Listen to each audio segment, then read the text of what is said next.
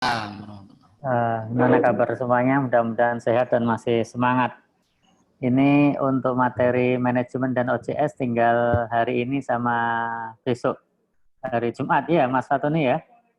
Nggih, Pak, nggih. Ya, dan saya juga mengikuti progresnya di grup itu sudah luar biasa. Banyak sekali yang sudah mengajukan submit untuk akreditasi Arjuna. Ya, kita sangat-sangat berharap bahwa pelatihan ini betul-betul bisa bermanfaat ya, bisa menghantarkan teman-teman yang jurnalnya sebelumnya belum terakreditasi, ya bisa terakreditasi. Minimal terakreditasi dulu lah. Mau Sinta 6, Sinta 5, syukur-syukur Sinta 4, dan Sinta 3. Nah, nanti kalau sudah tersintakan, nah itu nanti tinggal strategi lebih lanjut yang yang mungkin lebih mengarah ke substansi juga, ataupun juga kekurangan-kekurangan yang hari ini masih ada, nanti bisa diperbaiki untuk reakreditasi. Jadi ini saya lihat sudah ada berapa ini di list ini. Cepat sekali perkembangan list ini. Ada 10 ya, jadi Al-Majalis, kemudian Al-Masdar, kemudian Jurnal Lughawiyat, kemudian Jurnal Generasi Emas, Jurnal Al-Ulum, Jurnal Mutorohah ya, atau Mutoharoh ini? Mutorohah, Pak. Al-Mutorohah. Wah, ini apa artinya ini? Al-Mutorohah. Oke, kemudian Jurnal Axis Bank, Jurnal Mutawasid, kemudian Jurnal Cendekia, dan Jurnal At-Tuhfah. Jadi masih sekitar 10 atau 11 yang belum ya. Nah, mudah-mudahan hari ini bisa terkejar ini karena ini terakhir ya. Jadi habis pelatihan ini kekurangan-kekurangan yang sifatnya teknis bisa dilengkapi dan bisa disubmit. Baik, hari ini saya lihat Mas Fatoni sudah siap. Apakah juga didampingi oleh Pak Hardi Fizon dan apa namanya satunya Pak Busro apa enggak ini? Kayaknya kok jadi single ini Mas Fatoni hari ini. Kayaknya nggak ada, Pak. Gimana? Kayaknya sendirian ini. Oh, berarti yang Mas apa namanya Busro sama Hardi Fizon di kelas yang sorean lagi ya. Jadi dia Ya, digilir ya. setelah ini. Oh, oke. Oke, baik. Saya kira kita tidak usah memperpanjang kalam. Saya bisa langsung dimulai oleh Mas Fatoni dan juga sekaligus nanti untuk bedah yang terkait dengan topik hari ini. Hari ini apa topiknya, Mas? Ini rencana saya melanjutkan ini, Pak, pembahasan borang yang Doai kemarin. ya. Jadi biar nanti mungkin yang sudah submit itu mungkin ada gambaran untuk perbaikan. Gitu. Oke, ya. Ya. Jadi memang jadwal yang kita buat itu dulu memang agak general ya, tapi kemudian setelah melihat perkembangan ya kita sesuaikan dengan borang. Begitu pula yang substansi nanti. Mungkin ada yang tidak masuk di materi tapi kita masukkan karena memang kita berpedoman pada borang Arjuna itu. Baik, silakan Mas Fatoni, saya persilakan sambil memantau di sini. Baik, terima kasih. Assalamualaikum warahmatullahi wabarakatuh. Waalaikumsalam. Selamat siang, Bapak Ibu. Semoga masih semangat dan tidak bosan ya. Gitu. Sudah ini pertemuan yang keempat. Terima kasih admin, kemudian Pak Nasir yang selalu setia. Dan saya juga terima kasih kepada kawan-kawan semua yang juga begitu bersemangat dan sudah ada beberapa jurnal yang submit di Arjuna dan ini nanti ada lagi tadi yang katanya mau submit jurnal Al-Falah ya Pak. Al-Falah ini juga ya, insya Allah, Pak. Mau submit dan untuk pembahasan kita kali ini kita lanjutkan ya untuk pembahasan borang. Jadi saya kira memang lebih efektif kalau pembelajaran ini berdasarkan borang karena tujuan atau output dari kegiatan ini adalah terakreditasi atau paling tidak bisa submit ke Arjuna. Ya paling tidak minimum kriteria minimal yang diminta oleh Arjuna itu sudah terpenuhi. Dan untuk yang lain-lain itu merupakan suatu hal untuk menunjang untuk meraih perankingan di Sinta itu. Jadi kalau minimum kriteria itu pasti bisa dapat paling enggak minimal Sinta 6.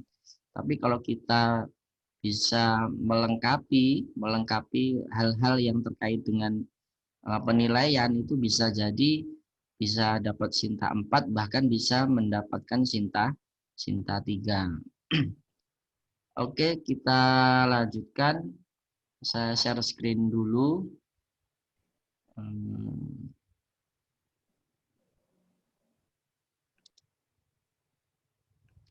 Oke, sebentar.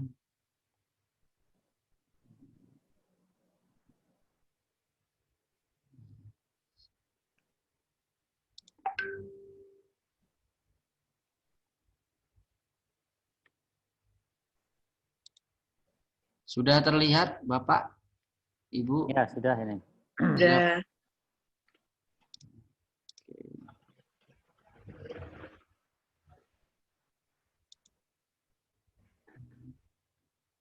Nah, kita lanjutkan untuk poin yang nomor yang keempat, komponen penilaian akreditasi yang nomor 4. Ya, itu jadi nanti ada 8 komponen dan kemarin kita baru sampai ke komponen yang ketiga dan ini yang keempat ini yaitu substansi artikel. Nah, ini nanti akan lebih banyak dibahas oleh Pak Nasir. Mungkin ada beberapa hal saja mungkin yang nanti bisa saya jelaskan. Yang pertama yaitu mengenai cakupan keilmuan. Nah, jadi di sini nanti yang akan dinilai atau yang akan dilihat adalah artikel yang terbit itu sesuai dengan skop, fokus dan skop di jurnal atau tidak. Nah, jika fokusnya misalnya itu hukum Islam, maka seharusnya yang terbit adalah semuanya artikel-artikel yang berkaitan dengan hukum Islam. Nah, jangan-jangan ada yang masuk misalnya pendidikan Islam, atau mungkin jangan-jangan ada yang masuk tentang ekonomi Islam misalnya. Ya, itu nanti akan dilihat. Nah, penilaiannya di sini adalah di fokus and scope. Di sini jika itu super spesialis maka nilainya 4. Dan jika spesialis itu nilainya 3. Kalau cabang ilmu nilainya 2. Kemudian disiplin ilmu ini nilainya 1. Nah, yang tidak ada nilainya itu bisa dikatakan apa? Bunga rampai ya, atau kombinasi dari berbagai disiplin ilmu. Tapi kalau kita arahnya ke skopus, lebih baik misalnya kayak GIJIS ya. GIJIS itu Islamic Studies itu bisa kalau diakreditasi itu nilainya 0 untuk poin ini. Ya, karena mencakup dari berbagai disiplin ilmu. Pokoknya ada Islamnya masuklah, Islamic Studies kan. Kayak gitu.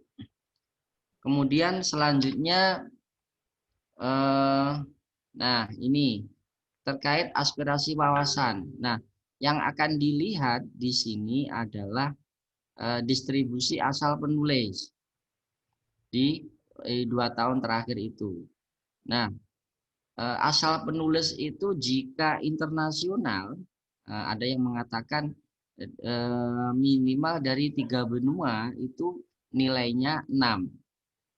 Nah, kalau regional artinya dalam satu benua itu nilainya 4. Nah, mungkin yang paling umum adalah ini yang nasional. Nasional berarti diisi oleh penulis-penulis dari berbagai provinsi. Ada yang dari Jakarta, ada yang dari Sumatera, ada yang dari Kalimantan, mungkin seperti itu nilainya 3. Nah, kalau kawasan itu dalam satu provinsi itu nilainya 1. Nah, nilainya 0 jika semua penulis itu berasal dari kampus tersebut, dari satu institusi. Dan saya juga banyak menemui jurnal-jurnal yang semua penulisnya itu dari satu kampus itu, bahkan diisi semua oleh editor. Editor dan reviewernya semua nulis di situ, tidak ada orang lain. Nah, itu nilainya 0. Nah, kalau model yang semacam ini kalau nanti ke DOAJ itu pasti akan di-reject. Karena porsinya ke DOAJ itu maksimal itu 30% dari semua penulis itu yang 30% itu bisa diisi oleh editor atau reviewer. Nah, kalau di aturan di Arjuna itu idealnya 60-40. Yang 60 dari luar, yang 40 dari dalam. Tapi bukan berarti dari dalam itu harus ada semua, tidak. Kalau misalnya dari luar semua ya malah lebih bagus. Artinya seperti itu. Jadi bukan harus memenuhi yang dalam 40, yang luar 60, tidak. Itu hanya untuk angka ideal orang dalam bisa menulis di jurnalnya sendiri. Oke, selanjutnya, nah ini nanti bagiannya Pak Nasir. Ini saya lanjutkan. Kemudian ini juga nanti bagiannya Pak Nasir. Nah ini citasi. Nah, dampak ilmiah. Dampak ilmiah ini diukur dari jumlah citasi. Makanya di akreditasi itu dibutuhkan atau bahkan diwajibkan jurnal memiliki profil Google Scholar. Nah, di profil Google Scholar itu nanti bisa dilihat berapa jumlah citasinya. Kalau citasinya itu di atas 25, lebih dari 25 itu nilainya 5. Nah, kemudian 11 sampai 25 nilainya 4. Kemudian 6 sampai 10 nilainya 3. Kalau 1 sampai 5 nilainya 1. Kalau belum ada citasinya nilainya 0. Jadi Bapak Ibu ketika mengisi di evaluasi diri ini bisa melihat berapa citasi di jurnal masing-masing. Jadi evaluasi diri itu ya jangan terlalu pede, tapi juga jangan terlalu takut untuk mengisi. Kadang ada jurnal itu yang masih editor, reviewernya itu masih dari lokal semua. Kemudian reviewnya juga masih ada, jarang ada yang ada yang enggak gitu. Tapi dia evaluasi dirinya ke Sinta 1. Ini yang terlalu pede. Nah, tapi juga jangan terlalu takut. Lebih baik mengisi evaluasi diri itu sesuai dengan fakta atau kondisi jurnalnya. Kemudian selanjutnya ini tentang nisbah sumber acuan primer. Nah, di sini yang dilihat adalah yang nomor 6, yang poin 6 ini adalah yang dilihat berapa porsi referensi yang digunakan antara buku dengan artikel jurnal. Sederhananya seperti itu. Jadi yang dimaui oleh Arjuna idealnya artikel yang bagus itu jika lebih dari 80% itu referensinya adalah juga artikel jurnal. Nah, itu porsinya jika lebih dari 80% itu artikel jurnal, maka bobotnya 3. Kalau yang 40 sampai 80% itu artikel jurnal, maka bobotnya 2. Kalau kurang dari 40, maka nilainya 1. Nah, kemudian untuk setiap artikel itu paling tidak memiliki referensi minimal ada 15. Minimal memiliki 15 referensi. Kemudian yang nomor 7 tentang derajat kemutakhiran pustaka acuan. Nah, ini yang dinilai adalah, yang akan dilihat adalah usia referensi yang digunakan. Paling tidak 10 tahun terakhir itu dianggap mutakhir jika referensi itu maksimal 10 tahun terakhir. Nah, referensinya itu lebih yang 80% lebih itu jika 10 tahun terakhir maka nilainya 4. Nah, kalau yang 40 sampai 80% itu bobotnya 2. Kalau kurang dari 40% itu referensinya 10 tahun terakhir, maka bobotnya 1. Justru akan lebih bagus jika referensinya itu yang baru-baru, misalnya 5 tahun terakhir atau 4 tahun atau 3 tahun terakhir. Oke, selanjutnya tentang, nah ini nanti bagiannya Pak Nasir. Saya lanjutkan ini nanti juga bagiannya Pak Nasir. Nah, kemudian selanjutnya untuk komponen yang kelima tentang gaya penulisan ini juga masih bagian dari substansi juga. Yang pertama yaitu tentang keefektifan judul artikel, lugas dan informatif. Nah, ini nanti juga bagiannya Pak Nasir. Nanti yang bisa menjelaskan adalah Pak Abdul Nasir ya. Berikutnya, nah ini pencantuman nama penulis dan lembaga penulis. Nah, yang akan dilihat adalah kelengkapan dan konsistensinya. Nah, nama penulis itu jika terdiri dari satu kata ini tidak boleh diganti dengan titik atau tanda baca yang lain. Lebih baik diulang. Di OJS misalnya, di OJS itu kan kalau OJS 2 itu harus diisi. First name sama last name kan harus diisi. Nah, last name-nya itu jangan diisi titik atau koma atau apa yang lain. Lebih baik diulang. Namanya misalnya hanya satu kata, misalnya Roni misalnya, Sahroni misalnya, berarti harus diketik 2 kali. Sahroni, Sahroni. Nah, kemudian untuk nama institusi itu sebaiknya tidak disingkat dan tidak diubah ke bahasa lain. Jadi bukan berarti ketika artikel Bapak Ibu berbahasa Inggris, nama kampus, nama institusi itu juga tidak boleh dirubah menjadi bahasa Inggris karena itu adalah sebuah nama dan kebanyakan itu seperti itu, terutama untuk jurnal-jurnal yang terbit di luar negeri. Nah, nama kampus itu seringkali diubah menjadi bahasa Inggris. Itu dan tidak boleh disingkat. Jadi apa adanya. Karena itu adalah sebuah nama. Dan mungkin ini untuk bisa perbaikan untuk terbitan berikutnya. Kalau yang sudah ya sudah, tidak perlu diubah-ubah. Kemudian selanjutnya tentang abstraknya.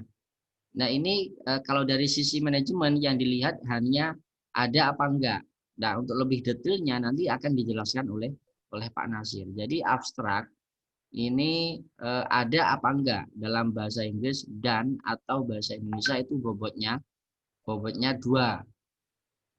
Nah, ini untuk mengetahui kejelasan dan ketepatan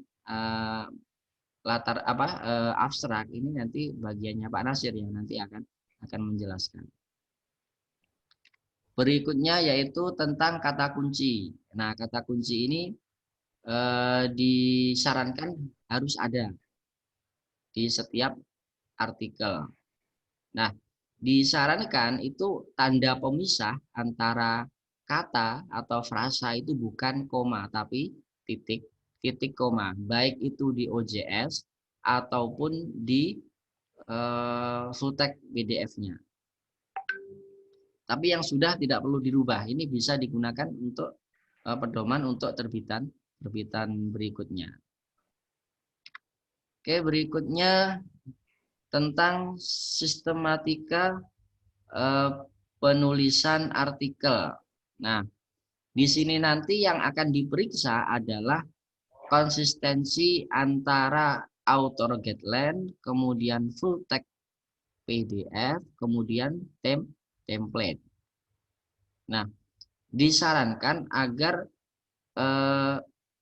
untuk gaya selingkungnya itu harus konsisten antar terbitan, antar artikel, seperti yang mungkin seperti yang dulu ya di pertemuan yang kedua kemarin pernah saya jelaskan.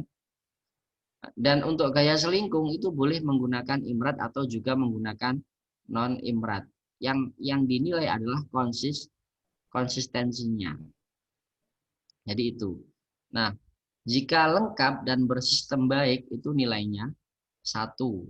Jika lengkap tapi tidak bersistem baik itu nilainya setengah. Nah, jika kurang lengkap dan tidak bersistem itu nilainya 0.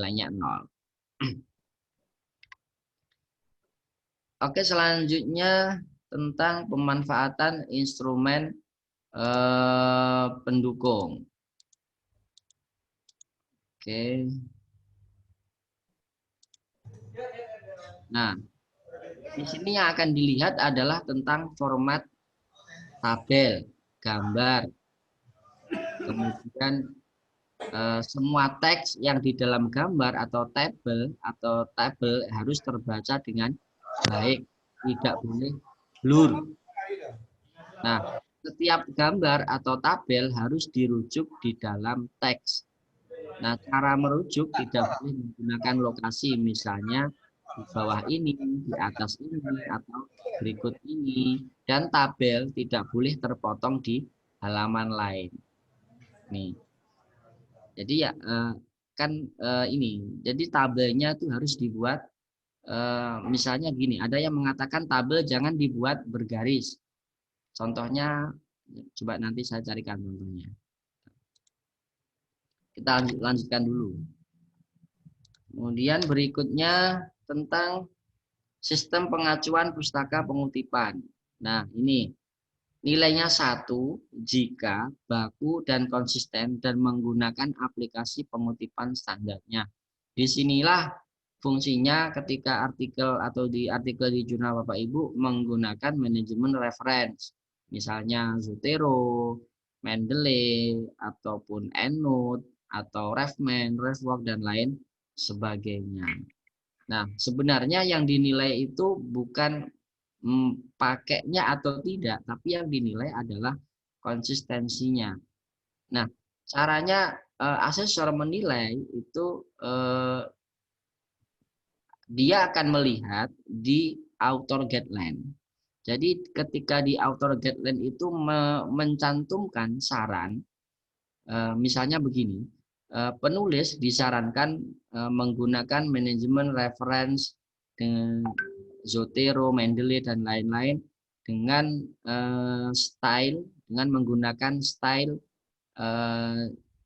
Turabian, misalnya seperti itu. Nah, itu sudah dianggap artikel atau jurnal Bapak Ibu menggunakan sistem pengacuan menggunakan sistem pengutipannya menggunakan manajemen reference. Mungkin ada beberapa asesor yang dia akan melihat ke dalam juga, biasanya melihatnya tuh di bagian editing. Tapi saya kira untuk penilaian yang skala banyak itu saya kira mereka juga ini nggak akan sempat untuk ke sana. Jadi untuk poin ini bisa diakali atau bisa dikasih tip atau trik, kasih aja di author guideline itu tentang saran itu. Bisa ditulis saja di author guideline di bagian reference, disarankan menggunakan manajemen reference, Mendeley, Zotero, dan lain-lain dengan style. Nah, stylenya ini sesuaikan dengan di artikelnya Bapak Ibu. Kalau stylenya itu menggunakan apa ya ditulis apa. Kalau menggunakan footnote ya berarti tulis Chicago atau Turabian. Jadi di ini dan nanti akan dilihat di full text PDF-nya ini sesuai apa tidak. Nah, kalau sesuai berarti nilainya 1. Nah, kemudian yang nomor 8 ini juga penyusunan daftar pustaka. Nah, di manajemen reference itu kan ada fasilitas untuk membuat bibliografi kan. Add bibliografi itu, maka itu akan jika referensinya dari awal sudah menggunakan manajemen reference, maka ketika di akhir di add bibliografi itu akan tersusun secara secara otomatis. Nah, biasanya kalau di Word, di Microsoft Word itu ditandai ketika diklik reference itu akan ngeblok, warnanya hitam. Itu biasanya ditandai seperti itu. Tapi ketika di penilaian Arjuna itu cukup di ini tadi di outer guideline cukup ditambahkan saran itu tadi, saran agar menggunakan manajemen reference dan dengan style bla bla bla. Nah, itu sudah cukup.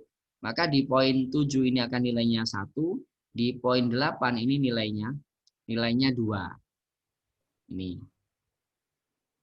Nah, mungkin ke depan ini bisa digunakan untuk pedoman berikutnya. Yang sudah, tidak perlu dirubah.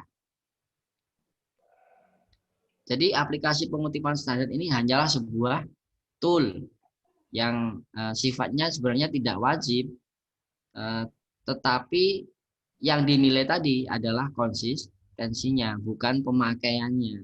Jadi jangan salah tulis, misalnya di AutoGet, misalnya di artikelnya menggunakan innote, tapi di AutoGet lainnya menggunakan footnote. Itu berarti tidak konsisten. Harus konsisten antara di author guideline sama di full text PDF-nya. Oke, selanjutnya tentang ini penggunaan istilah dan kebahasaan. Ini kalau jadi bahasanya gunakanlah bahasa-bahasa yang baik ya, sesuai dengan pedoman bahasa Indonesia. Kalau pakai bahasa Inggris ya gunakan bahasa Inggris yang baik. Usahakan tidak menggunakan bahasa Inggris yang terbit dari Google Translate. Nah, itu kan nanti akan acak-acakan. Ya, kalau memang bagus itu bobotnya 2. Kalau cukup baik itu bobotnya 1. Nah, kalau bahasanya itu acak-acakan berarti bobotnya 0, tidak ada nilainya. Oke, selanjutnya untuk poin yang komponen yang berikutnya yaitu tentang penampilan. Nah, di sini yang nomor 1 yang akan dinilai adalah ukuran bidang tulisan. Nah, ketika Bapak Ibu melayout artikelnya, itu usahakan ukuran kertasnya berukuran A4. Nah, itu memang ada nilainya di Arjuna, nilainya 1, tidak banyak sih sebenarnya, tapi lumayan juga. Nah, itu asesor menilainya dia akan mendownload PDF artikel Bapak Ibu, dan kemudian ketika dibuka itu akan ada menu ini detail file PDF itu kan di situ bisa dilihat ukurannya apa. Nah, kalau dari awal itu sudah menggunakan A4, maka bisa di sini di poin ini, di nomor 1 ini sudah pasti akan mendapatkan nilai 1. Kemudian berikutnya tentang tata letak. Nah, ini yang dilihat adalah konsistensi tata letak di tiap artikel dan tiap terbitan tata letaknya. Nah, kalau konsisten itu berarti nilainya 1, kalau kurang konsisten setengah, nah kalau tidak konsisten itu nilainya 0. Jadi diusahakan tampilan itu bagus dan rapi. Intinya dilihat itu enak lah. Ini tidak acak-acakan, tertata dan terstruktur gitu. Berikutnya tentang tipografi dan resolusi dokumen. Nah, di sini nanti yang akan diperiksa adalah di full text PDF-nya. Ini akan dilihat mungkin ya sampling, jadi tidak semua, mungkin akan dilihat secara sampling saja. Jadi apakah ada artikel yang mengandung kata-kata atau salah ketik, atau misalnya ada kata-kata yang berimpitan. Kadang kan begitu, ada yang dia copy paste dari internet dan lupa tidak diedit. Nah, itu kan biasanya spasinya itu nyambung kayak gitu. Itu usahakan tidak ada. Kemudian untuk resolusi dokumen, ini pastikan untuk dokumen artikel di PDF-nya itu tidak ada tulisan yang tidak jelas. Jadi resolusinya dibuat untuk resolusi yang bisa jadi sedang lah ya.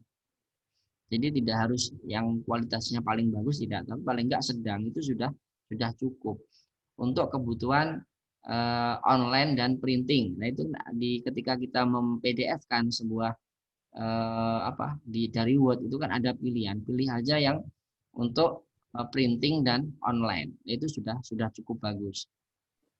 Kemudian apa ada gambar yang tidak jelas, itu juga akan dilihat. Kemudian tabelnya juga akan dilihat. Tabelnya itu jelas atau tidak. Pokoknya ini urusannya dengan penampilan. Kemudian berikutnya jumlah halaman per volume. Jadi per volume ya, per volume bukan per terbit. Nah, ini Bapak Ibu bisa menghitung atau bisa melihat di terbitan terakhir, artikel terakhir di nomor 2. Nah, di terbitan akhir nomor 2 itu kalau halamannya nyambung ya, kan disarankan nanti di belakang ada disarankan bahwa setiap satu volume itu halamannya nyambung. Jadi volume 1 nomor 2 artikel pertama itu nyambung dari artikel terakhir volume 1 nomor 1. Nah, di artikel terakhir volume 1 nomor 2 itu halamannya berapa?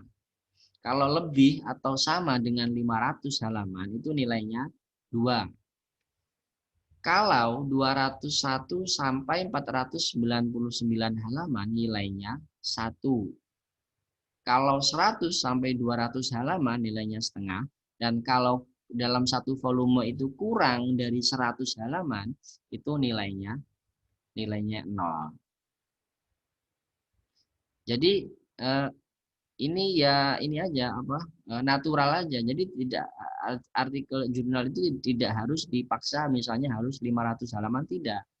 Jadi bisa dilihat saja nanti di terbitan terakhir volume di nomor 2 itu berapa halamannya. Bukan berarti ini harus lebih dari 500 halaman, tidak.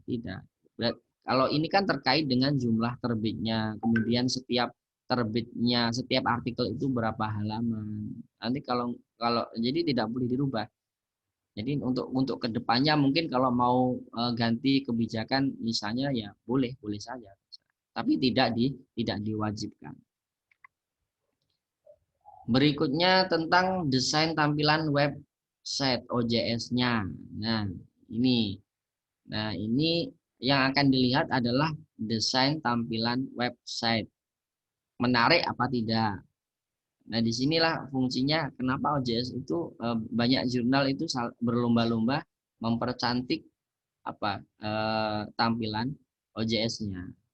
Kesesuaian juga akan dilihat, desain halaman sampul dengan ciri khas warna di website. Kalau warnanya berarti dominan hijau. Nah, jadi intinya dilihat itu enak lah. Kemudian header-nya juga, logonya mungkin. Nah, website itu tidak boleh bilingual sebenarnya, tapi di Arjuna tidak mempengaruhi di penilaian. Tapi sebenarnya bahasa di website itu tidak boleh bilingual. Jadi harus konsisten. Jika menunya itu berbahasa Indonesia, maka semua isinya itu harus berbahasa Indonesia. Bukan full text PDF-nya ya, beda lagi. Kalau full text PDF-nya itu terserah, bisa bahasa Inggris, bahasa Indonesia, beragam boleh, tidak masalah. Tapi untuk bahasa untuk bahasa focus and scope misalnya, kemudian author guideline dan lain sebagainya, jika menunya ini menggunakan bahasa Inggris, maka isinya juga harus berbahasa Inggris. Intinya tidak boleh campur-campur. Apalagi kalau nanti mendaftarkan ke DOAJ itu di tahap awal pasti sudah akan ditolak urusan bahasa. Atau jika website mau menggunakan bahasa Indonesia maka harus berbahasa Indonesia semua. Nah ini walaupun ada full text PDF artikel dalam bahasa Inggris. Kecuali untuk abstrak boleh bilingual. Nah, ini jika full text berbahasa Indonesia, maka judul artikel yang ditampilkan atau dimasukkan di metadata, judul artikel di website harus berbahasa Indonesia. Jadi, judul artikel itu mengikuti full text PDF-nya yang dimasukkan di metadata di OJS. Kalau full text PDF-nya berbahasa Indonesia, maka di metadata OJS-nya itu harus berbahasa Indonesia. Saya juga ada beberapa menemui jurnal-jurnal yang mungkin biar terlihat keren atau gimana, kurang paham ya. Jadi semua full text PDF-nya itu bahasa Indonesia, tapi untuk metadata, untuk judul-judulnya itu semua berbahasa Inggris. Dan ini gimana ya, penipuan kalau menurut saya ini, mengecoh. Jadi tidak boleh seperti itu.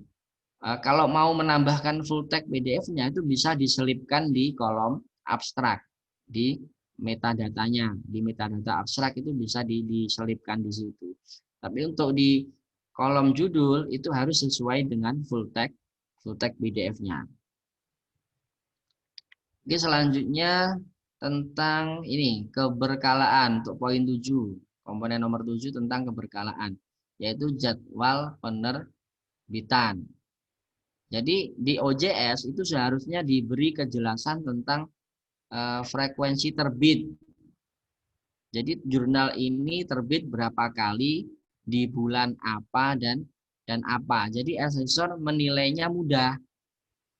Jadi akan dilihat di dalam ini sesuai apa tidak dengan informasi yang ada di OJS. Misalnya Maret, Agustus misalnya. Nah, ini akan dilihat di 2 tahun terakhir itu, di 2 tahun yang diajukan itu sesuai apa tidak. Misalnya di sini jika lebih dari 80% terbitan sesuai dengan periode yang ditentukan, maka nilainya 2. Kalau 40-80% terbitan sesuai dengan periode yang ditentukan, berarti nilainya 1. Kalau semuanya itu lepas dari jadwal yang diterbitkan, maka nilainya 0. Nah, ini caranya asesor dia akan masuk ke dalam melihat di bagian di back issue. Dan di back issue itu kan informasi isu-isu itu kan ada di situ semua. Dia publish-nya kapan, bulan apa, itu semua ada di sana. Maka menurut saya kalau di sini di keterangan ini di paling bawah ini jurnal tidak diperbolehkan mempublikasi sebuah nomor terbitan tetapi belum lengkap artikel-artikel. Nah, ini 2000 dulu. Ini memang kebijakan yang lama seperti itu. Tapi di panduan yang baru, yang kemarin juga sudah saya share di grup kan, di panduan yang baru itu ada kebijakan tentang artikel in progress. Jadi artikel in progress itu dia terbit sebelum waktunya, atau istilahnya begini, terbit nyicil. Jadi misalnya ada satu naskah sudah selesai prosesnya, sudah di layout, sudah jadi PDF-nya langsung terbit 1. Kemudian ada nanti mungkin 2 minggu lagi atau 1 bulan lagi ada nambah 1 selesai, dipublish lagi 1. Nah, itu di aturan yang baru ada. Nah, kalau yang satunya lagi model artikel in press. Jadi model artikel in press ini artikel-artikel yang sudah dinyatakan lolos dan akan dimuat, tetapi masih belum selesai proses editing, belum di layout, jadi belum ada nomor halamannya. Itu namanya artikel in press. Tapi dia sudah misalnya ada 8 artikel itu sudah nampang di OJS, tapi keterangannya di situ belum ada nomor volume, belum ada nomor isunya, belum ada tahunnya, baru keterangan di situ in press. Nah, di beberapa jurnal di internasional, misalnya di Science Direct misalnya. Di Science Direct itu lebih ini, dia menggunakan sistem in progress, bukan in press, tapi in progress. Jadi terbitnya itu bisa jauh sebelum waktu yang ditentukan. Misalnya jadwalnya Agustus, bisa jadi Mei itu sudah terbit, tapi nyicil 1, 2, 3 dan seterusnya. Nah, ini di aturan yang baru itu diperbolehkan, boleh. Kemudian selanjutnya tentang ini tentang penomoran penerbitan. Penomoran volume dan nomor harus berurutan dan menggunakan angka Arabik, bukan angka Romawi. Setiap volume boleh terbit lebih dari 1 tahun. Setiap ganti volume baru maka harus dimulai dari nomor terbitan baru dan nomor halaman baru. Nah, ini di nomor yang nomor 3, penomoran halaman ini berurut dalam satu volume itu nilainya 1. Tidak banyak sih nilainya, tapi juga lumayan. Artinya nilai ini pasti. Jika dilihat ternyata berurutan, oh berarti pasti nilainya 1. Kemudian kalau penomorannya itu baku dan bersistem juga berarti pasti nilainya 2. Jadi disarankan penomoran halaman itu bersambung dalam satu volume. Misalnya di volume 1 nomor 1 di halaman artikel terakhir itu halaman 100 misalnya. Berarti untuk terbitan pertama volume 1 nomor 2, artikel pertama volume 1 nomor 2 berarti halamannya adalah 101, nyambung. Dan nanti ketika ganti volume 2 nomor 1 itu kembali ke nomor 1 lagi. Jadi jangan nyambung. Kemarin itu ketika di penilaian juga saya menemukan ada yang dan jurnal itu sudah volume 15 kalau nggak salah. Jadi mulai volume 1 nomor 1 sampai volume 15 itu halamannya nyambung semua. Bukan begitu yang dimaksud. Jadi sampai di halaman akhir volume 15 itu sekitar ada 7.000 sekian halaman. Jadi bukan seperti itu. Jadi yang dimaksud di sini adalah nyambungnya itu hanya dalam satu volume. Nah, ketika ganti volume maka halamannya mulai lagi dari awal. Oke, selanjutnya tentang indeks.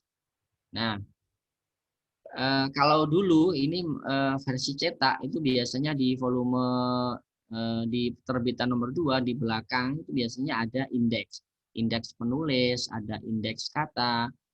Nah, untuk untuk poin ini sebenarnya kalau menurut saya sudah tidak perlu dipakai karena ini sudah masih mengacu pada jurnal cetak.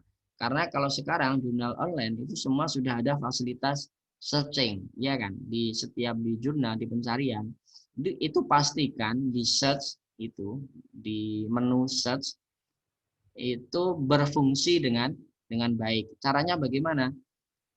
Coba ketikkan salah satu nama penulis. Nah, ketika diklik set itu ketemu atau tidak? Nah, kalau ketemu berarti ini berfungsi dan nilainya 1. Dan cara ngeceknya asesor juga seperti itu. Dia akan mencari di menu search itu menggunakan salah satu kata kunci, bisa nama penulis atau salah satu kata kunci judul di salah satu artikel di jurnal tersebut. Nah, ketika itu berfungsi ketemu berarti nilainya 1. Dan ini juga nilai pasti. Kemudian untuk poin yang terakhir, untuk komponen yang terakhir, ini yang pertama yaitu tentang penyebarluasan. Yang pertama yaitu tentang jumlah kunjungan unik ke laman. Nah, di sini yang disarankan menggunakan stat counter. Meskipun ada beberapa yang lain, misalnya ada Histat dan lain-lainnya, tapi di ini yang familiar, para asesor itu familiarnya menggunakan stat counter. Ngitungnya enak, lihatnya enak. Nah, disinilah fungsi stat counter itu. Kenapa harus diberi stat counter? Kalau tidak salah di data di Arjuna, di data jurnal itu juga ada isian agar memasukkan link statistik. Nah, maksudnya statistik itu ya ini stat counter ini. Kalau kunjungannya itu lebih dari 50 kunjungan unik ya. Jadi di stat counter itu ada 3 jenis kunjungan. Yang kunjungan yang hanya mampir tok, mampir dia nggak masuk ke dalam. Kemudian ada 4 kalau nggak salah, 4 atau 3, 4 ya. Kemudian yang berikutnya ada kunjungan unik. Kunjungan unik itu yang warnanya biru. Kunjungan unik itu orang yang mengunjunginya itu ke dalam-dalam, ke mungkin sampai baca, kemudian barangkali sampai mendownload artikel itu. Kemudian ada kunjungan baru, orang yang baru pertama kali. Kemudian ada kunjungan orang yang kembali, yang kemarin dia sudah berkunjung, kemudian hari ini dia berkunjung lagi. Nah, itu. Tapi yang di sini yang dihitung adalah yang warna biru, yaitu yang kunjungan unik. Kalau lebih dari 50 kunjungan, maka nilainya 4. 10 sampai 50 kunjungan nilainya 2. Kalau kurang dari 10 nilainya 1. Artinya berapapun kunjungannya ini pasti dapat nilai, minimal dapat nilai 1. Makanya ketika ini musim akreditasi ini pasti banyak orang nyebar ini one day one click ya. Nah, tujuannya kan sebenarnya ini one day one click. Nah, ketika Bapak Ibu yang sedang proses akreditasi, ketika menyebar one day one click itu yang disebar jangan halaman home-nya. Kalau yang disebar itu halaman home-nya, halaman depan, itu dia masuknya di page view, bukan di unique visit. Ya, saran saya yang disebar itu sebar saja salah satu URL isu atau archive, atau misalnya sebar salah satu URL artikel. Nah, itu dia ketika orang mengunjungi dia masuknya ke unique visit. Kalau yang disebar itu yang URL home-nya, yang halaman depannya itu dia tidak masuk ke kunjungan unik. Tuh. Kemudian berikutnya tentang pencantuman di pengindeks. Nah, ini. Nah, disinilah tadi yang kemarin sudah dibahas oleh Kang Busro ya, dimension ini sebagai alternatif pengindeks kelas menengah bagi jurnal yang sudah memiliki DOI. Jadi mudah kalau cross dimension ini tidak ada proses mengirimkan aplikasi ke sana, tidak, tapi cukup mengaktifkan DOI, maka secara otomatis dimensinya ini juga akan aktif. Nah, di beberapa kategori pengindeks ini yang pertama adalah yang paling tinggi ya. Yang paling tinggi ada Scopus, ada Web of Science, SCIE dan SCI. Kemudian ada Copendex, kemudian ada PubMed dan lain sebagainya. Kemudian yang bereputasi sedang itu ada DOAJ. Nah, DOAJ ini kan agak sulit ini. Tapi dia kelasnya ini kalau diakreditasi itu setara dengan dimension. Nah, sebagai penggantinya DOAJ ini biasanya ini untuk jurnal-jurnal yang menggunakan DOI-nya sudah aktif, ini saya sarankan untuk menampilkan logo dimensinya. Paling tidak di poin ini sudah mendapatkan nilai 3, artinya bereputasi sedang. Kemudian yang reputasinya rendah itu ada Google Scholar, kemudian Root, kemudian Microsoft Academic dan lain sebagainya, misalnya seperti Moraref. Nah, untuk Moraref, untuk artikel, untuk jurnal-jurnal yang belum terindeks artikelnya di Moraref itu tidak perlu khawatir, kita tunggu saja nanti progresnya Moraref untuk update sistem ya. Jadi di sini sudah tergantikan dengan Google Scholar. Makanya sangat disarankan jurnal memiliki Google Scholar. Fungsinya apa? 1 untuk pengindeks, kemudian yang kedua tadi untuk menghitung jumlah jumlah citasi. Nah, triknya seperti itu. Kemudian ini memiliki doi tiap artikel. Doi-nya aktif atau enggak. Nah, bagi yang sudah memiliki institusi yang sudah memiliki DOI, maka sebaiknya diaktifkan. Kalau aktif itu nilainya 2, dan sedangkan kalau tidak aktif memiliki alamat laman yang permanen tiap artikel, bukan DOI ya, tapi dia punya laman permanen, itu nilainya 1. Atau kemudian tidak memiliki doi, ini nilainya 0. Nah, untuk urusan doi yang belum memiliki bisa mendaftarkan di Relawan Jurnal Indonesia, di RJI. Itu lebih murah Bapak Ibu. Jadi annual fee-nya di RJI itu hanya 500.000. Kalau Bapak Ibu bisa sih langsung mengurus sendiri ke Crossref, langsung di sana, langsung ke pusatnya. Tapi untuk annual fee-nya itu lumayan mahal. Karena di kampus saya dulu itu langganannya di sana. Langganannya langsung ke Crossref. Itu untuk annual fee-nya dulu sekitar tahun 2017 ya. Itu annual fee-nya sekitar 3 juta.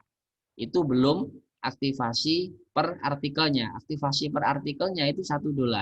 Tinggal berapa artikel yang diaktifkan, tinggal dihitung. Nah, kemudian setelah ada RJ ini, karena ya cukup lumayan juga ya untuk ini, selisihnya lumayan banyak. Akhirnya saya putuskan untuk pindah ke RJI. Dan untuk linknya itu di doi.relawanjurnal.id. Nah, di sana diikuti saja ketika kalau Bapak Ibu mau mendaftarkan nomor doi. Dan nomor doi ini kan bisa bermanfaat untuk yang lain juga, bukan hanya untuk artikel jurnal. Misalnya di kampus Bapak Ibu punya repositori, itu bisa diberi DOI atau laman apa yang di kampus itu mungkin yang penting dan bisa didoikan.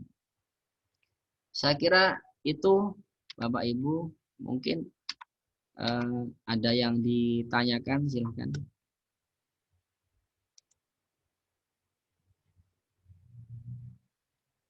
Itu Pak Nasir ya, saya kira sudah cukup Pak.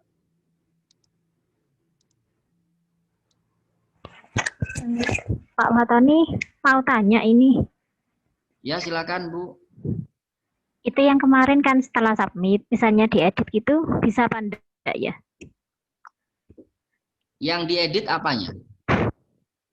Kemarin kan nilainya apa Sinta 3 gitu ya. Terus misalnya saya turunkan gitu, misalnya terlalu itu. Bisa apa enggak? Kalau sudah di submit ya nggak bisa. Oh, ngoten. Ya enggak apa-apa Bu. Oke, Bun ya. Terima kasih. Oke, sama-sama. Silakan Bapak atau Ibu, mungkin ada yang perlu dibahas, monggo silakan. Silakan Bapak Ibu sekalian, mungkin ada yang perlu ditanyakan terkait materi hari ini. Assalamualaikum Bapak Tony. Ya Pak, silakan Halo. Pak. Karena tadi di awal disampaikan oleh Bapak Tony dan juga Pak Nasir bahwa output daripada kegiatan ini sedari awal sampai akhirnya nanti adalah akreditasi, saya akhirnya menjadi melemah untuk mendengarkan, maksudnya untuk ininya, karena jurnal yang kebetulan kita yang sedang dikelola oleh kami itu masih berumur secara jurnal itu masih berumur 6 bulanan atau 7 bulan. Yang kemudian kemarin telah kami tanyakan bahwa itu belum bisa mengikuti proses submit atau akreditasi di Arjuna ataupun di lainnya gitu. Nah, pertanyaan saya Pak Tony, apakah kemudian ketika nanti program ini selesai, kami masih punya kesempatan untuk melakukan konsultasi secara pribadi ataupun secara grup yang kemudian tidak ditutup, sehingga jurnal-jurnal sekarang ini tetap nanti dibimbing oleh kawan-kawan dari Kementerian Agama ataupun yang ditunjuk sehingga akreditasi. Mungkin begitu. Terima kasih.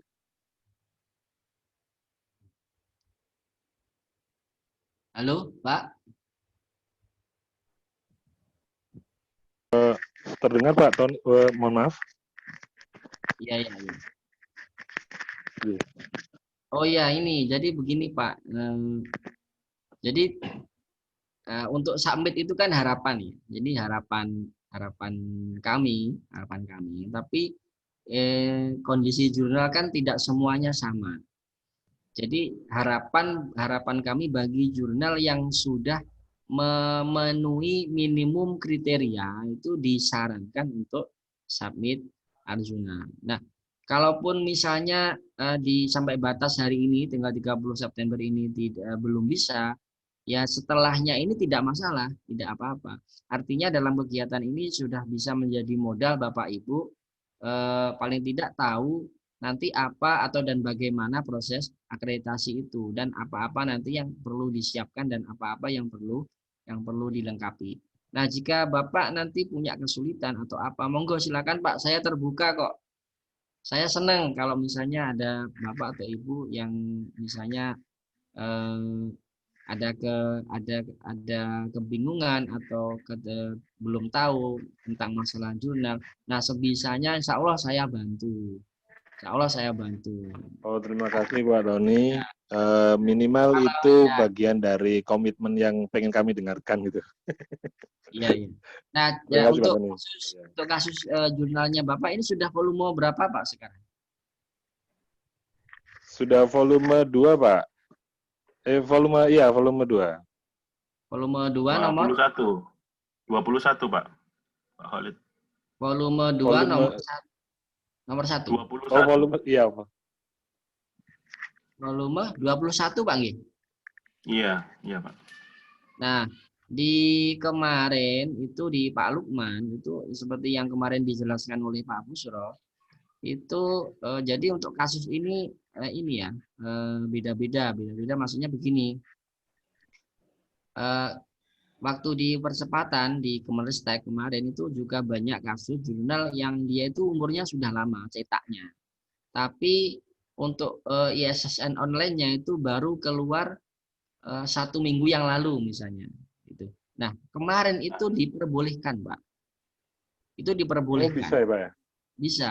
Nah, saran saya, kalau misalnya sudah memenuhi minimum kriteria itu, paling enggak sudah terbit 2 tahun terakhir, sudah terbit minimal 2 tahun, dan per terbitnya itu 2 kali, per tahunnya terbit 2 kali minimal, dan per terbitnya minimal 5 artikel itu bisa dicoba. Oh gitu. Bisa dicoba. Karena begini, prinsipnya begini, akreditasi di Arjuna itu kan tidak bayar. Dan kalau misalnya ditolak, itu bisa mengajukan lagi. Jadi tidak ada sistem embargo, tidak ada. Misalnya ini ditolak dan kemudian diembargo 2 tahun tidak boleh maju kan tidak, Pak. Jadi, jadi tidak ada salahnya kalau itu dicoba. Sudah masuk di Garuda, Pak. Masih proses, Pak Tony. Masih belum ini. Sudah didaftarkan ya tapi? Belum, Pak, masih belum. Nah, lebih baik ini segera didaftarkan saja di Garuda karena sekarang ya kebijakannya sekarang untuk maju ke Arjuna itu harus terindeks di Arjuna, Garuda. Di Garuda dan namanya harus sama dengan yang di ISSN. Jadi pertama yang harus dilakukan itu ketika mau akreditasi. Jadi dicek di Garuda sudah ada apa belum. Kalau sudah ada namanya sama atau tidak dengan di ISSN, di portal ISSN LIPI. Oke, Pak Fatoni. Ya. Ini kan memang, mohon Oke. maaf Pak, saya dari Tamadun. Nggih. Antara nama print ISSN dengan EISSN ini namanya masih belum sinkron ini, apakah ada solusi Pak ya? Nama jurnalnya apa, Pak? Nama jurnalnya itu kan Tamadun, Jurnal Pendidikan dan Pemikiran Keagamaan. Iya. Nah, tetapi di print ISSN itu kan sudah didaftarkan sejak tahun 2003. Iya, iya, iya. Hanya jurnal Tamadun. Berarti di ISSN-nya juga tidak sama namanya. Iya, agak sedikit berbeda, Pak. Nah, gunakan yang EISSN, Pak. Oh, yang E saja ini. Oh. Ya, ikuti yang EISSN. Jadi kalau nanti mendaftarkan ke Garuda, ikuti yang namanya yang E-nya, yang EISSN-nya. Karena yang wajib kan yang E. Jurnal itu tidak punya ISSN cetak pun tidak masalah, tidak dosa, istilahnya begitu. Oh, begitu. Iya. Ya, Pak Fatoni, terima kasih atas masukannya, Pak. Ya, sama-sama, Pak. Monggo, silakan yang lain. Izin tanya, Pak Fatoni. Silakan, Pak. Pak, mau tanya ini. Tadi yang di statistik itu, Pak. Yang di statistik, kata panjenengan itu kan ada pengunjung unik dan sebagainya ya, Pak ya. Nah, ini saya lihat itu di statistiknya itu ada peak view, session, visitors, terus sama new visitors. Ini maksudnya yang pengunjung unik itu yang bagian mana, Pak? Oke, sebentar. Ini saya tunjukkan, Pak ya.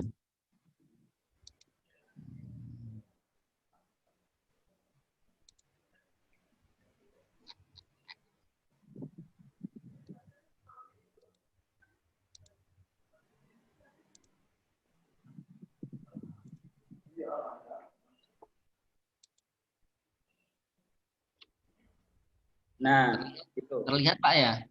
Ya. Nah, yang dihitung yang warna biru. Jadi yang di ini. Nanti yang dilihat yang ini, Pak. Jadi yang dilihat adalah rata-ratanya. Rata-rata untuk kunjungan uniknya ini. Ini Pak, yang sebelah tulisan Pak, back view, session, visitor, new visitors itu apa Pak? Masuk unik, yang mana yang masuk unik Pak? Yang masuk unik yang ini, yang session ini Pak.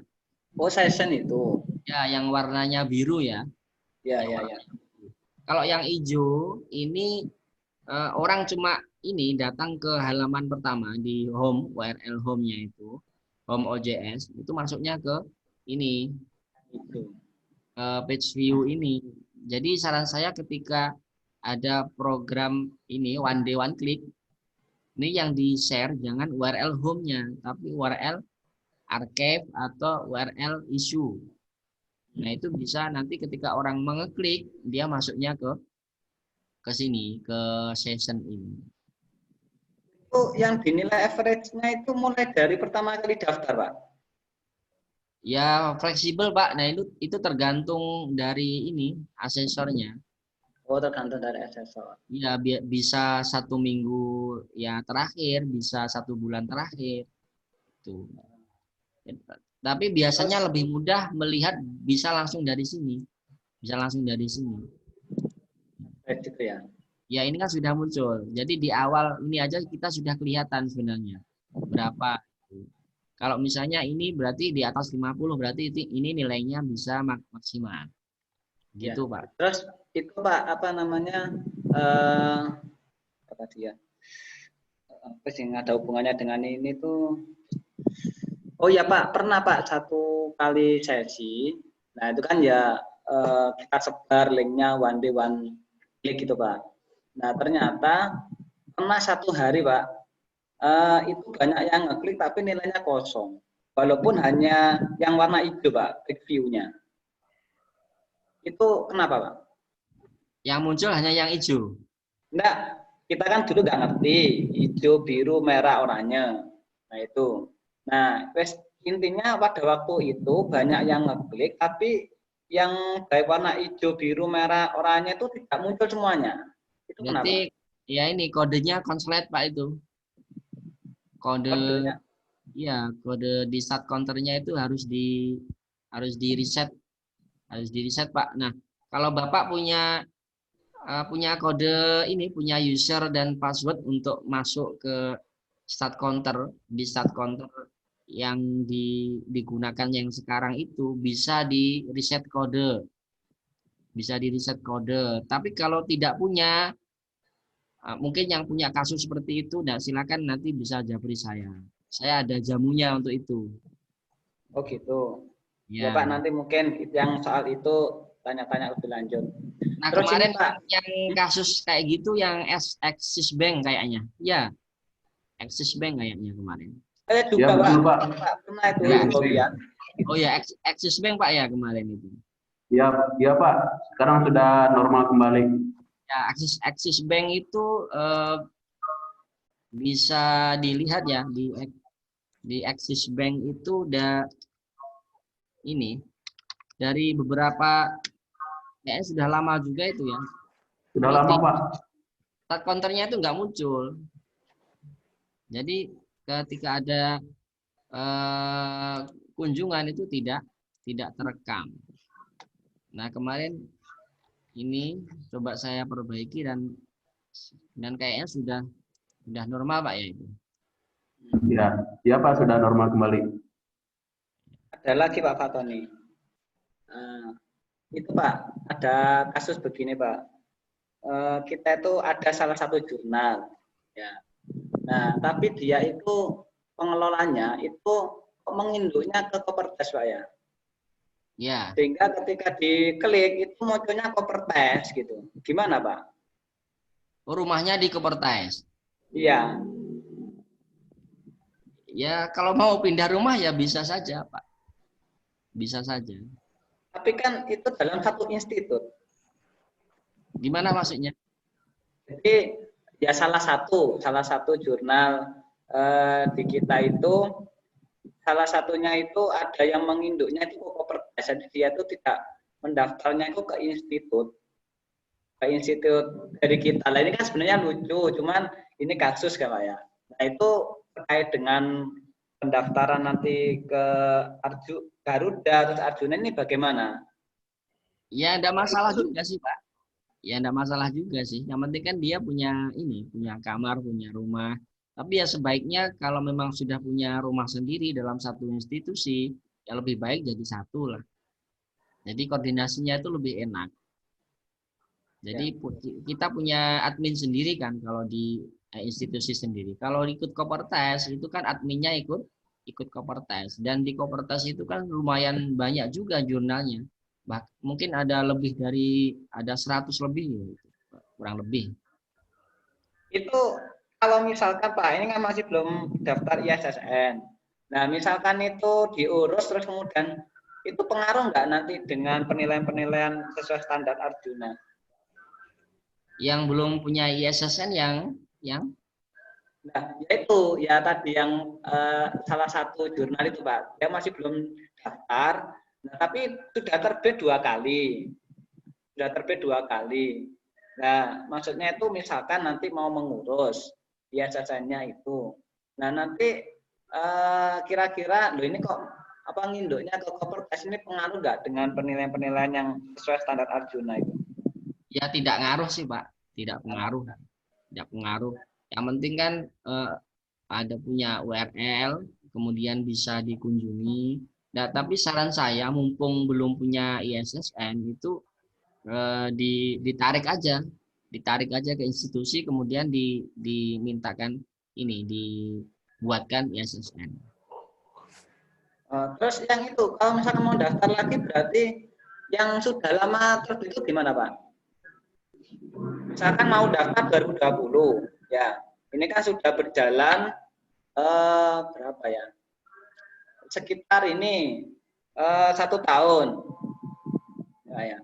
Ya. Kurang lebih 1 tahun. Nah, terus nanti yang sudah lama itu gimana? Apa dianggap tidak ada terus kemudian daftar baru lagi atau gimana itu? Ya monggo terserah kebijakan dari pengelolanya. Tapi kalau itu dihilangkan kan penulis yang dirugikan Pak ya. Betul, betul. Penulis yang Lebih baik ya lebih baik tetap dilanjutkan saja. Oh gitu. Terakhir Pak, terakhir. Tanya ini ada salah satu jurnal juga yang dulu sebelum ada ISSN masih cetak, itu sudah lama Pak, sudah lama. Terus kemudian dari pengirim-pengirim penulisnya itu kan dulu lebih banyak fokusnya ke pangkatan dan sebagainya. Nah, akhirnya ini tidak fokus, dari skupnya itu kadang keluar gitu Pak. Nah, misalkan ini kan sudah vakum ya, sudah mati lah gitu. Ya. Mati. Nah, misalkan terus kemudian kita bikin rumah baru dengan nama yang baru. Nah, tetapi nanti kita itu yang tulisan-tulisan yang lama itu yang sesuai dengan skup yang baru ini itu dimunculkan lagi bagaimana Pak? Itu sudah ada ISSN cetaknya? Belum. Oh, yang cetaknya ada. Cuma yang itu kan sudah lama, Pak. Ya, secara etika publikasi ya enggak boleh, Pak. Enggak boleh ya. Tapi kalau mau melanjutkan itu boleh. Mau melanjutkan misalnya sudah vakum misalnya 2 tahun nggak terbit. Nah, itu dilanjutkan aja volumenya dan dikasih keterangan di history bahwa jurnal ini pernah vakum karena apa, gitu aja dijelaskan. Dan diuruskan ISSN-nya, tapi volumenya nanti tetap mengikuti yang sebelumnya. Oh gitu. Jadi kalau masalah kalau sebelumnya itu campur-campur artikelnya atau bunga rampai misalnya tidak sesuai dengan fokus dan skup, ya sudah Pak, itu masa lalu. Kita tidak perlu ini lama-lama menengok masa lalu. Sudah kita ikhlaskan, bisa diteruskan dengan dibuatkan ISSN yang baru, yang dibuatkan ISSN-nya. Kemudian bisa dikelola dengan manajemen yang baru yang lebih tertata, yang lebih baik. Begitu Pak. Ya, matur nuwun Pak. Iya, sama-sama. Izin bertanya Pak Fatoni. Silakan Pak Irfan. Baik, terima kasih atas kesempatannya Pak Fatoni. Sebelumnya saya ucapkan terima kasih banyak kepada Pak Khairul Fatoni yang Masya Allah siang malam membimbing kita semua, kepada Pak Abdul Nasir juga yang memberikan fasilitas yang luar biasa. Ada beberapa yang ingin kita tanyakan, Pak. Yang pertama, terima kasih juga kepada Pak Busro yang sudah membantu untuk penggantian nama Al-Majalis, Pak. Cuman muncul masalah lanjutan yang di Arjuna itu masih pakai nama lama, Pak. Apakah itu kira-kira bermasalah untuk akreditasi? Karena mengingat hari ini hari yang terakhir untuk submit ya. Kemudian yang kedua, di grup banyak pembicaraan tentang Moraref, Pak. Kami masih awam tentang masalah itu. Apa kira-kira positif dan negatifnya ketika jurnal tidak terindeks di Moraref? Kalau memang itu ada sebuah kewajiban, mohon bimbingannya untuk bisa masuk Moraref. Yang terakhir, kami juga mengalami masalah yang sama dengan yang ditanyakan tadi. Start counter kita tidak bisa menghitung, Pak. Nanti mungkin bisa diberikan jamu yang mujarab tadi. Terima kasih. Ya Pak. Oke. Nah, untuk yang pertanyaan pertama, ini sudah submit Pak ya? Sudah Pak Fatoni, sejak 19 Agustus dan sudah perubahan nama. Cuman di Arjuna masih tanpa ada keterangan seperti yang di ISSN itu. Masih salah begitu. Nah, kalau sudah submit, nah ini kita tunggu aja Pak ya. Kita tunggu aja nanti hasilnya bagaimana. Ini ditolak atau lolos, gitu aja. Kalau kemungkinannya Pak Fatoni, ada kemungkinan tembus nggak kira-kira ya untuk akreditasi? Kalau biasanya ketika nama di Arjuna tidak sama dengan di Garuda, itu biasanya ditolak. Tapi kan itu bisa langsung mengajukan lagi. Mohon maaf Pak, kalau tidak salah yang di Arjuna tidak ada entry nama ya, hanya langsung masukkan ISSN Garuda ya Pak? Iya, mensinkronkan. Hanya sinkronis. Itu punya kita belum berubah Pak. Yang Garuda sudah, yang di Arjuna tidak berubah. Ya, tidak bisa disinkronkan kan? Maksud kita, yang di Garuda sudah berubah Pak namanya, tapi Ya, dulu waktu submit masih pakai nama lama. Itu apa nggak otomatis berubah begitu? Nggak otomatis sinkron begitu? ya ini makanya kita tunggu saja, Pak. Kita tunggu saja. Siap. Nanti hasilnya bagaimana? Kalau ternyata itu bisa otomatis berubah, berarti ya ini patut kita syukuri. Nah, berarti nanti lolos kan. Nah, kalau ternyata itu tidak bisa berubah, berarti itu nanti akan ditolak. Kalau ditolak, itu bisa langsung diisi lagi, langsung disinkronkan lagi, langsung disinkronkan, itu pasti nanti akan mengikuti di Garuda, kemudian dievaluasi diri lagi, isi data lagi, langsung didaftarkan lagi aja, Pak. Tapi Gitu. waktunya terakhir hari ini ya Pak? Ya, untuk tahun 2020. Iya, jadi tahun depan ya kita harus daftar ya Pak. Masya Allah. Jadi nanti kalau ada yang daftar setelah tanggal 30, setelah hari ini, itu nanti akan masuk ke periode 2021. Begitu kan. Siap. Jadi bukan berarti tidak ada kesempatan lagi kan, tidak. Pasti ada kesempatan berikutnya. Siap. Kemudian yang berikutnya tadi masalah Moraref nih. Ya. Ya karena kita ini di bawah Kemenak Pak ya, jadi ya dan sebaiknya ya kita menginduk ke sana, mengindeks ke Moraref. Jadi sebenarnya kalau menurut saya Moraref itu bagus Pak. Jadi mungkin arahnya Moraref itu juga akan seperti Sinta, karena sudah ada M1, M2 sampai M6 itu kan. Jadi kalau Sinta kan S1, S2, S3. Jadi kalau di Moraref itu ada M. Cuma masalahnya sekarang ini menurut keterangan dari adminnya kemarin itu memang perlu upgrade ketika khusus untuk OJS yang OJS 31 ke atas. Jadi sistemnya Moraref itu belum bisa harvest untuk OJS yang versi 31 ke atas. Tapi untuk yang OJS 2 itu bisa. Jadi ketika artikel jurnal-jurnal Bapak ini belum masuk di Moraref, jadi kita kemarin yang admin ini juga bilang bahwa ini disuruh nunggu aja. Kita sabar menunggu sampai sistemnya Moraref ini diupdate. Jadi kalau sudah diupdate nanti baru kita bisa. Atau bisa kalau memang terpaksa pengen segera masuk di sana itu bisa manual mengirim XML, tapi harus diedit dan ini agak ribet Pak, dan butuh waktu juga. Nah, terus kemudian kalau diakreditasi ini kan juga tidak ngaruh juga kan sebenarnya, tidak ngaruh juga di penilaian, di pengindeksnya pun juga mungkin dinilai sebagai pengindeks rendah, dan sedangkan di pengindeks rendah itu sudah diwakili oleh Google Scholar. Jadi kewajibannya kalau menurut saya, karena kita di bawah Kemenak gitu aja. Jadi kita harus mensupport Moraref dengan cara kita juga mengindekskan jurnal-jurnal kita ke Moraref agar ya mungkin nanti ke depan ada kebijakan baru dari pimpinan terkait Moraref, dan saya kira kalau dikelola dengan baik itu bagus kok Moraref itu. Kedepannya insya Allah bagus. Saya kira itu Pak. Kemudian yang berikutnya masih kosong Pak ya ini start counternya. Sebenarnya sudah, kalau yang dilihat dari home-nya sudah muncul Pak. Cuman kalau diklik ke dalam kayak yang tadi jenengan tampilkan itu punya kita 0 semua Pak.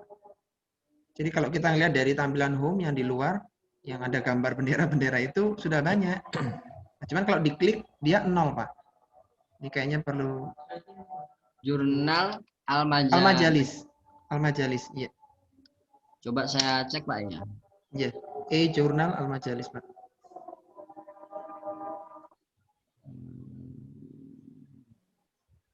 Jurnal Al-Majalis.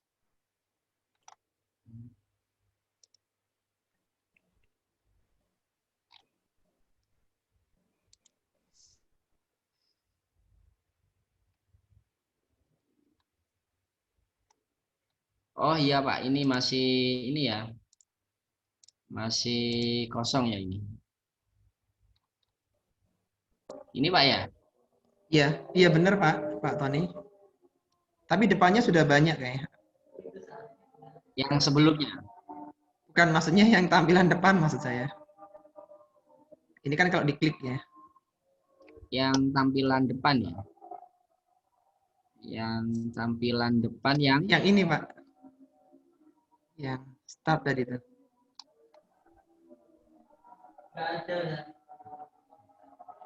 Oh, nggak muncul ya? Nah, yang dinilai kan yang ini Pak nanti. Oh siap. J. Ya, ini. Nanti bisa japri saya Pak ya. Nanti bisa saya bantu. Ini. Siap. Siap Pak Tony. Udah cukup itu Pak ya. Terima kasih Pak Tony bantuannya. Iya, sama-sama. Izin tanya Pak. Silakan. Pak, izin tanya tentang pengunjung yang unik tadi Pak.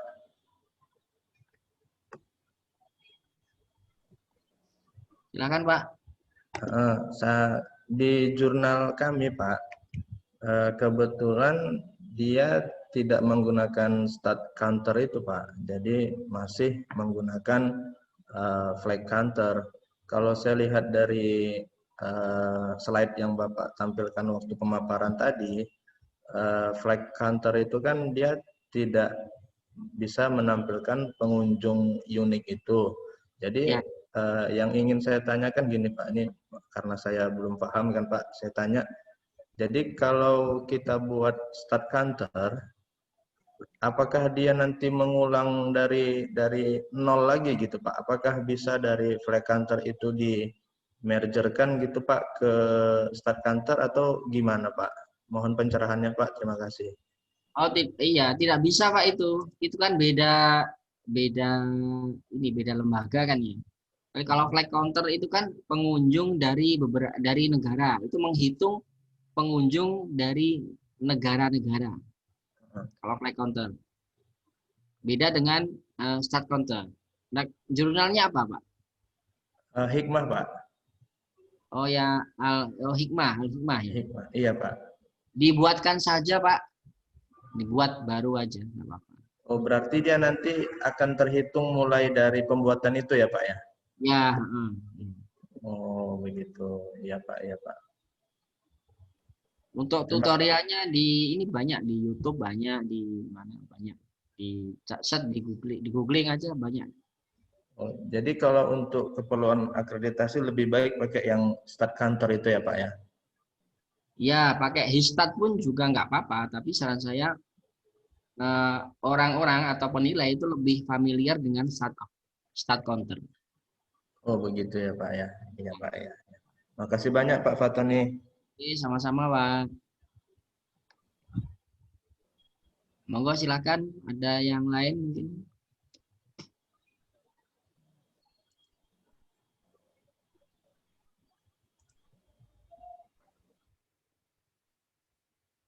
Atau Pak Nasir mungkin mau menambahi Pak. Saya mau bertanya Pak Tony.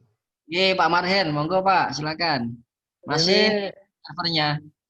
Masih dalam perbaikan, kayaknya sampai besok Pak. Oh iya, ini servernya ngikut di luar Pak ya? Iya. Berarti bukan dikelola oleh Puskom, oleh kampus? Itu sekarang lagi sama Telkom Pak Tony. Saya mau bertanya terkait start counter ini Pak Tony. Halo?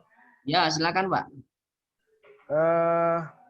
Sekitar seminggu yang lalu itu saya memperbarui start counter ini. Jadi otomatis jumlah kunjungan itu dimulai lagi dari awal gitu. Itu bagaimana solusinya itu Pak? Ya enggak apa-apa. Enggak apa-apa ya? Enggak apa-apa Pak. Yang dinilai kan bukan ini, yang dinilai kan bukan kunjungan setiap harinya kan bukan, tapi rata-ratanya. rata-ratanya ya. Ya, jadi kalau memang jurnal itu sudah sering dikunjungi orang, meskipun stat counternya baru, dia akan tinggi terus. Oh gitu. Iya. Iya. Kenapa kok diganti? Karena kasus ini kosong gitu ya? Dulu kan memang apa namanya hitungannya itu memang enggak menurut kami enggak maksimal itu. Jadi coba-coba diganti, munculnya lama konten diganti lagi gitu. Iya kan, Ganti biar kunjungannya banyak gitu, Pak. Jadi rupanya setelah saya cek lagi, hitungannya itu mulai lagi dari nol gitu. Iya ya, triknya kalau mau kunjungannya banyak ya kayak gitu. Kita share one day one click kayak gitu. Nah, efektifnya itu mahasiswa biasanya. Mahasiswa diminta sama mahasiswa ya. Nah, dan bukanya jangan pakai WiFi kampus, tapi pakai datanya masing-masing. Oh, berarti kalau pakai WiFi kampus, Ya, Uniknya enggak ada itu ya? Iya, ngitungnya cuma satu. Jadi hitungnya itu per IP. Per IP. Jadi kalau misalnya 100 mahasiswa itu mengunjungi dengan WiFi kampus semua, itu dihitung satu. Oh gitu. Tapi pada umumnya kalau mahasiswa kuliah itu kan memakai WiFi kampus. Jadi ini kasih tahu biasanya ini Pak, saya kasih tahu misalnya di awal perkuliahan ya. Di awal kita mau ngajar itu kita suruh buka jurnal ini dan baca abstraknya, dan bukanya jangan pakai WiFi gitu. Gitu aja sih sebenarnya. Oh, itu gitu. lebih harus pakai akun data pribadi. Saking misalkan abi tethering dua anak mau datang dua hiji satu pulsa satu data. Iya, kampus dosen klik ngangge WiFi hiji. Iya Pak. Jadi ngitungnya per IP. Data pribadi. Ya, terima kasih Pak Doni ya. Ya Pak Marhen.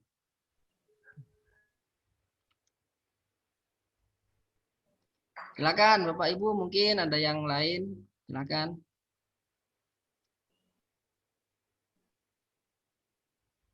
Kayaknya sudah paham semua ini. Ya, ini sudah kehabisan bahan Pak ini. Nanti substansi ya muter di situ aja nanti Pak, abstrak, terus kemudian teori. Nah, mungkin begini. Nah, kalau kita misalnya bahasanya untuk kan masih satu kali pertemuan kan Pak Nasir besok Jumat Iya.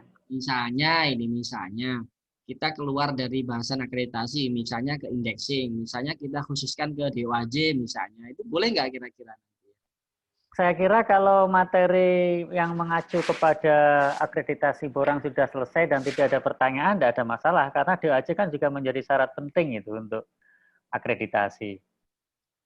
Nah kan kebetulan juga Bapak Ibu kan saya juga terlibat di Associate Editor dan DOAJ kan. Nah misalnya ini besok Jumat kita bahas tentang DOAJ gimana? Ya gimana itu Bapak Ibu sekalian? Atau masih ada enggak materi yang sudah disampaikan kemudian masih ada pertanyaan terkait dengan apa namanya misalnya OJS-nya dan lain sebagainya? Kalau sudah tidak ada ya saya kira kok tidak ada masalah ketika kita membahas tentang DOAJ. Kebetulan Pak Fatoni kan terlibat di dalamnya. Jadi nanti kalau ada kesulitan-kesulitan teknis ya saya kira Pak Fatoni bisa banyak membantu di situ. Saya kembalikan aja karena ini dari materi utamanya kan sudah selesai. Jadi tinggal mengerjakan itu dan atau mungkin evaluasi sekali lagi Pak Fatoni jurnal-jurnal yang kemarin banyak catatan sudah ada perbaikan atau belum? Atau mau ke DOAJ silahkan. Saya DOAJ aja Pak, setuju Pak. Gimana yang lain? Baru satu aja yang setuju nih. Nah, saya setuju saya Pak. Kalau substansinya kapan ya Pak Abdul Nasir? Substansi mulai hari Senin nanti. Setuju Pak. Ya. Waktunya kan tinggal 25 menit. DOAJ itu kan pembahasannya panjang. Hari Jumat Pak. Hari Jumat Pak. Hari Jumat, oke. Iya, yang ini kan masih satu lagi yang untuk OJS dan manajemen ini. Masih satu hari lagi hari Jumat. Nah, Oh, apakah gitu. hari Jumat itu mau difokuskan ke DOAJ? Pak Fatoni menawarkan itu karena beliau adalah tim DOAJ. Atau mau review kembali hal teknis yang mungkin masih kurang, yang kemarin masih ada catatan, apakah sudah diperbaiki dan lain sebagainya, atau ke DOAJ. Ya, saya kembalikan ke floor aja ke teman-teman ini. Kira-kira yang paling dibutuhkan apa? Kalau terkait dengan teknis bisa dengan ini Pak, bisa di Japri, tapi materi besok di aja gitu. Nah, cocok itu Bu. Nah, cocok itu Bu. Dua-duanya, bagus. Pas sih Bu, pas itu Bu. Atau belum ada, misalnya begini, ada enggak jurnal yang belum dibedah sama sekali? Dari sejak hari Rabu, Jumat, kemudian Senin, Rabu hari ini, 4 pertemuan ini ada enggak yang belum sama sekali tersentuh? Tawasit sudah Pak. Sudah semua ya, sudah merata ya, meskipun Sudah. tidak semua, mungkin sudah merata ya dari berbagai aspek ya. Sudah semua kayaknya. Oh ya, nanti jangan-jangan, wah saya kok belum, saya ditinggalkan, khawatirnya begitu. Udah fix tuh Pak, ke DOAJ aja Pak. Oke. Jadi soal teknis bisa dikomunikasikan atau bisa konsultasi lewat grup PAJ itu ya, kelas C itu. Halo? Ya, halo. Ya, Pak. Jadi yang soal teknis nanti bisa konsultasi lewat grup PAJ itu ya, kelas C itu. Sementara untuk hari Jumat fokus ke DOAJ. Siap, setuju. Oke. Satu aja yang setuju ini. Setuju Pak, setuju. Setuju. Kami juga setuju Pak. Oke, jadi itu apa namanya menyelesaikan dua persoalan sekaligus. Teknis tetap, tapi nanti lewat grup, kemudian yang DOAJ lewat pertemuan terakhir. Ya, ini saya kira sudah cukup berarti hari ini ya. Pak, mau tanya sedikit boleh Pak? Iya, silakan. Assalamualaikum warahmatullahi wabarakatuh Pak. Waalaikumsalam. Dari Pak, siapa ini? Ini kami kan dari jurnal Alpalah Pak, yang barusan yang paling terakhir submit Pak. Oh, sudah submit Pak? Alhamdulillah Pak. Oh iya, berarti satu lagi. Oke, mau tanya Pak, selama kita masih menunggu proses dari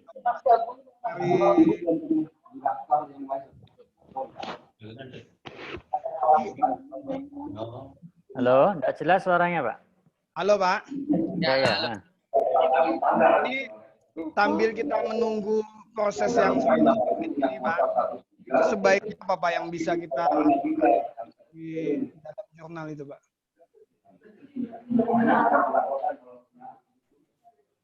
Ya, gimana Pak? Halo? Halo, sudah jelas Pak? Ya, sudah. Ini Pak, kan kita sudah submit nih Pak. Jadi sambil menunggu proses ini akreditasi, itu kira-kira apa yang bisa kita persiapkan Pak di jurnal itu, yang bisa kita perbaiki lah sedikit-sedikit gitu Pak. Ya, paling tidak ini masalah kunjungan itu Pak ya. Masalah kunjungan ya. Ya, stat counter itu kan bisa kita upayakan itu. Oh iya. Nanti itu mau japri ke Pak Tony nanti Pak. Itu kan bisa nanti ini sebar-sebar lah, paling enggak ke dosen dan mahasiswa, suruh mengunjungi setiap hari. Tapi itu kayaknya ini Pak, minta perbaiki dulu Pak untuk linknya Pak, untuk link stat counternya. Mungkin nanti mau izin mau japri ke Pak Tony nanti Pak. Oh iya, nggak apa-apa Pak. Ya. Terus lagi untuk ini komposisi editor dan reviewer itu kan bisa kita rubah Mas Ihan. Oh iya Pak. Kalau bisa komposisi editor dan reviewer itu 50% memiliki ID Scopus, itu masih kita bisa upayakan kan. Bisa, siapa ya. Misalnya kalau yang fokusnya hukum Islam, bisalah itu Pak Nasir diminta tolong, kan punya ID Scopus Pak Nasir ya. Ya. Oke Pak. Insya Allah bersedia kok Pak Nasir, asal hukum Islam Pak ya. Hukum Islam. Iya, sesuai dengan bidang. Nah, Oke, siap Pak, siap. Nah, Walaupun sebentar Pak, walaupun umpama itu yang pada saat reviewernya cuma numpang nama aja nggak masalah ya Pak? ada proses reviewnya apa tidak? Oh, sebelumnya nggak ada Pak. Nah, kalau tidak ada, yang editornya saja. Oke. Nah, tadi kan rencananya kan kata Pak Tony kan kita boleh menambahkan mengganti yang sekarang ini untuk reviewer, tapi nggak ada prosesnya berarti Pak nggak apa-apa ya Pak ya? Jadi gini Pak, kalau di prosesnya itu tidak ada, maka reviewer itu dianggap tidak ada, meskipun reviewernya tertulis banyak. Oh iya oke Pak. Nah, kalau mau merubah itu mending yang editornya. Dewan siap Pak, iya. Dewan editornya itu di maksimal ini yang lebih dari 50% punya rekam jejak di internasional, dibuktikan dengan ID Scopus. Oh gitu Pak, oke. Siap Pak, ada lagi Pak yang lain Pak yang bisa dibetul-betulin Pak? Kemudian DOI mungkin, DOI sudah aktif atau belum? Ya ini lagi, insya Allah lagi proses Pak. Kemarin sudah dapat email dari bagian korporatnya, nanti kita mau login ke sana Pak. Nah itu kalau sudah keluar DOI-nya nanti bisa langsung diaktifasi. Oke siap Pak, siap. Terus author guideline Pak, author guideline itu bisa didetilkan. Kalau Lebih misalnya detail lagi, Pak, ya. belum detil, jadi harus didetilkan per bagian artikelnya. Jadi tidak hanya menyebutkan bagian-bagiannya saja, tapi setiap bagian itu didetilkan. Misalnya pendahuluan itu membahas apa saja. Kemudian metode itu membahas apa saja. Jadi tidak hanya ditulis pendahuluan, metode, hasil dan temuan, kemudian kesimpulan. Jadi tidak seperti itu. Jadi ada penjelasannya. Oh, siap Pak. Oke. Kemudian bisa ditambahkan saran penggunaan manajemen reference. Itu juga ada nilainya kan tadi. Apa Pak? Maaf Pak. Saran penggunaan? Menggunakan manajemen reference. Seperti Mendeley.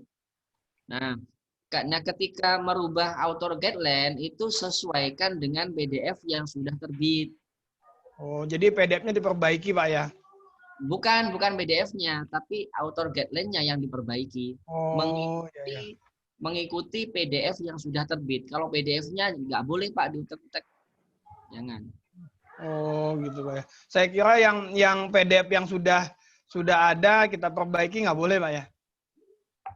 Ya boleh, tapi mekanismenya panjang itu. Jadi pakai apa itu eratum, corrigendum dan lain-lain itu. Oke siap Pak. Oke. Ada lagi Pak Tony? Ya saya kira itu mungkin yang bisa Oke siap Pak, makasih banyak Pak. Siap nanti langsung dikerjakan PR-nya Pak. Ya Pak. Makasih banyak Pak Tony. Sama-sama Pak. Monggo yang lain mungkin masih ada, silakan.